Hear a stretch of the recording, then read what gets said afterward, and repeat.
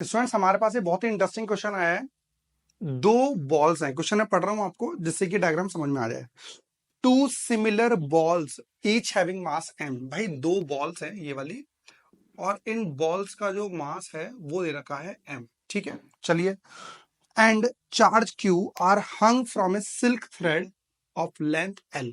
तो दो बॉलों को, मतलब सेम पॉइंट ले लो, वहां से दो बॉलों को लटका दिया गया है।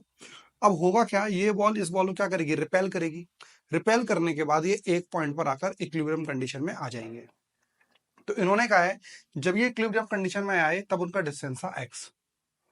तो आपको ये चीज प्रूव करनी है। तो क्या बोल रहा है ये, प्रूव दैट इक्विलिब्रियम सेपरेशन, मतलब जिस टाइम वो इक्विलिब्रियम में आए होंगे उस टाइम उनका सेपरेशन ये रहेगा। When each thread makes an angle theta with the vertical, जब वो थीटा वर्टिकल बना रहे होंगे, वर्टिकल के साथ बना रहे हैं थीटा, तो ये वाला भी थीटा और ये वाला भी थीटा हो गया।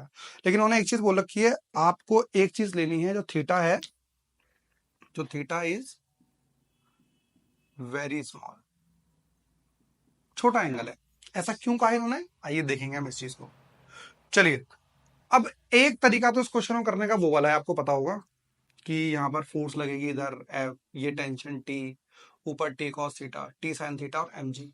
लेकिन वहां से ये आएगा नहीं भाई, ठीक है ना। एक तरीका और कर सकते हैं हम। जैसे आपको याद होगा, जैसे ये बॉब है यहाँ पे, ये यहाँ पर गया है, अब नीचे काम करेगी एम जी।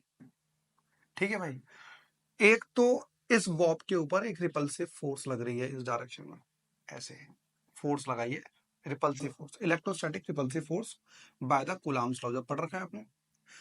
अब हमारे पास क्या है, दो तरीके हैं। जैसे ये फोर्स लगी है, यदि ये वाला बॉल वापस आती है तो किस फोर्स की वजह से आएगी। तो भाई इसको यदि मैं ब्रेक करूं, सपोज ये वाला एंगल मेरा थीटा है और मैं इसे आगे बढ़ा दूं तो ये वाला एंगल भी क्या होगा, थीटा, कोरस्पॉन्डिंग एंगल।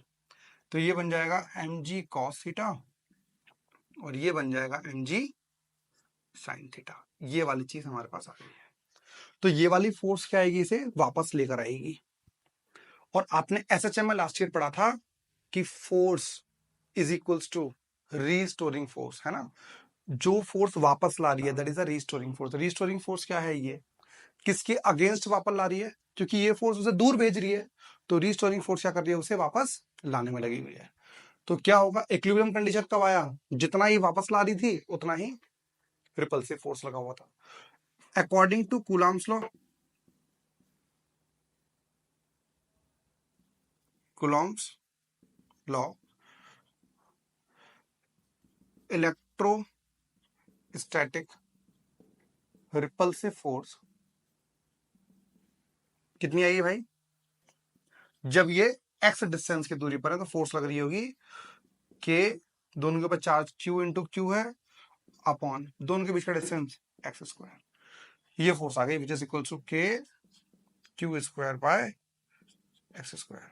पहली चीज भाई, रीस्टोरिंग फोर्स कौन सी लग रही होगी, रीस्टोरिंग फोर्स कौन सी लगेगी, ये वाली एम जी साइन थीटा।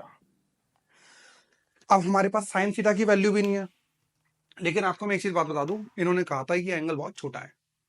तो एंगल बहुत छोटा का मतलब क्या है, आप इसमें से एक छोटी सी चीज ये वाली ले लो भाई, ऐसे करके ये छोटी सी चीज लो ऐसे, ठीक है। ये वाला एंगल, ये लेंथ कितनी हो जाएगी एक्स बाय टू, ये कितनी लेंथ है एल, और ये ऐसे हो रखा है, थीटा कितना है हमारा ये। सो आप क्या कर सकते हो, साइन थीटा, यदि थीटा बहुत छोटा है तो आप इसे थीटा के बराबर लिख सकते हो। और आपने एक फॉर्मूला पढ़ रखा था, angle is equals to arc length upon radius. तो यहाँ पे एंगल कितना है भाई, थीटा, आर्क लेंथ कितनी है x by two, what is the radius l, तो theta is equal to x by two l आ गया। बात समझ में आ रही नहीं आ रही है, तो मतलब जो साइन थीटा की जगह क्या लिख सकते हो आप, तो रिस्टोरिंग फोर्स क्या बन गई भाई, आपकी जो रिस्टोरिंग फोर्स बन गई है, फोर्स जो बन गई है एम जी साइन थीटा की जगह निकाल सकते हैं भाई, थीटा, और थीटा की जगह x upon 2l। This is the restoring force for equilibrium condition. For equilibrium condition क्या आएगा भाई, दोनों बराबर होंगी, m g x by 2l is equals to k q square by x square. ठीक है भाई, आपको किसका वैल्यू निकालनी है, आपको वैल्यू निकालनी है एक्स की। तो एक्स की वैल्यू कैसे निकलेगी बताइए,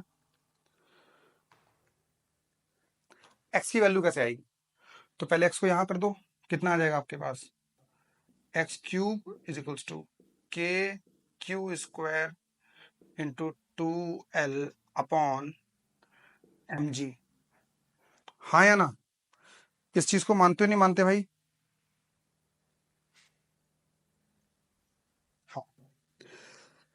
आप पहले तो इसे के को सॉल्व करो, कितना आएगा, x cube is equals to k की वैल्यू पुट कर दो 1/4 pi epsilon naught q square into 2l upon m g.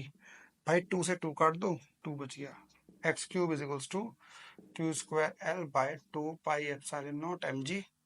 बेटा एक्स क्यूब है ना, पावर हो गया, लिख दो q square l by 2 pi epsilon naught m g की पावर 1/3 आ जाएगा। दिस इज द फॉर्मूला, ये प्रूव हो गया। तो ये वाला क्वेश्चन बिल्कुल अलग है, मतलब आपको क्या करना पड़ रहा है, रीस्टोरिंग फोर्स का हेल्प लेना पड़ रहा है। इसी के ऊपर एक बहुत ही बेहतरीन क्वेश्चन आया हुआ है, सीबीएसई जब नीट लिया करती थी, मतलब सीबीएसई पीएमटी या फिर नीट 2016-17 में भी आप देखोगे एक क्वेश्चन बहुत बढ़िया है, इसी के इसे थोड़ा सा आगे बढ़ाया है उन्होंने, थोड़ा सा आगे। और एक क्वेश्चन आया हुआ था, यही सेम क्वेश्चन आया है AIEEE या फिर आप कह सकते हो जेई मेंस के अंदर। तो वो देखते हैं वो उन्होंने इस क्वेश्चन को आगे कितना बढ़ाया।